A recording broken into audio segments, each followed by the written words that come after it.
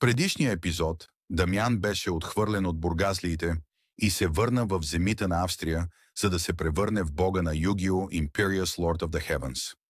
След гейската му трансформация, Дамян направил цяла Австрия диноморфия чудовища и с новопридобитата му армия те платили половината си жизнени точки, за да атакуват Бургас, където лежали петте други бога.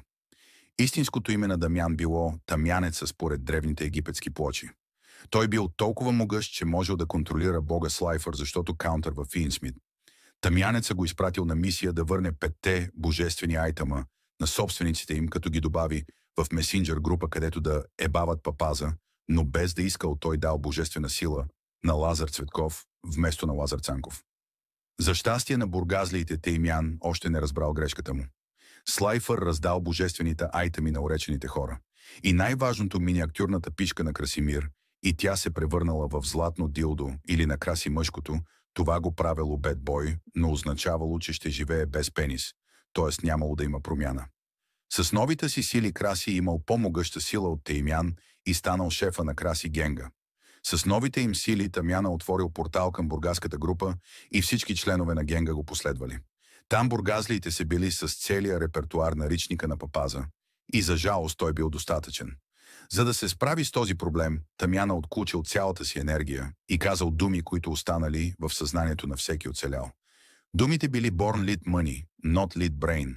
Това било достатъчно да нокаутира папаза и тогава Краси си помисли, че победата е тяхна, докато Лазар Цветков не активирал свещената си сила на дебел паста бокс, бусната от Хюмне Трикса, и се превърнал в Хюмне Ракия и забави плана на Краси Генга.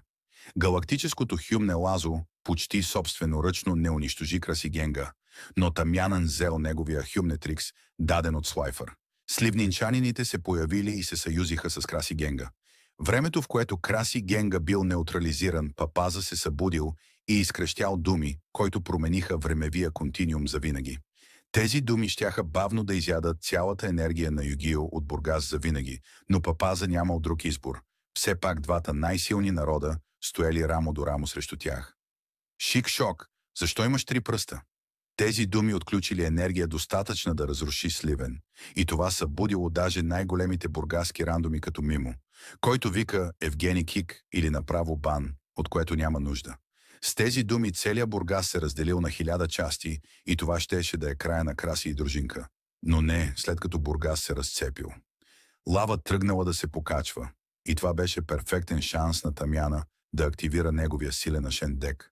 Това било достатъчно силно да свърже достатъчно парчета от Бургас, за да продължи битката.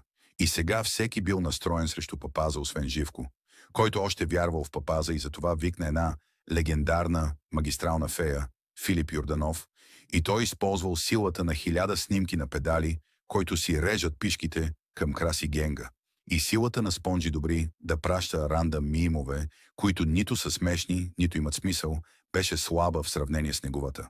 Затова Краси нямал друг избор, освен да си разтвори буските на газа и да поеме дъжда от пишки вътре в аналния му пояс.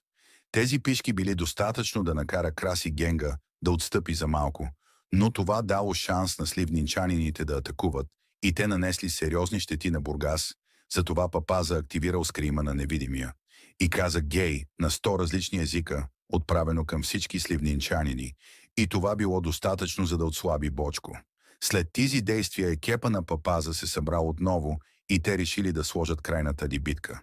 Папаза се изправил лице в лице с Краси и за жалост 25 годишния или там колкото е красе Рейдж Куитна, като написа стореда съобщение и папаза просто му писа гей. Още по-тъжно е, че това упражнение се повтаряше за поне 30-40 минути и малкото аура, оставаща на Краси, се изпарила. Тогава Слинен и Красе Генга напуснали групата заедно с Шик Шока и половината група, но не задълго. Следва продължение.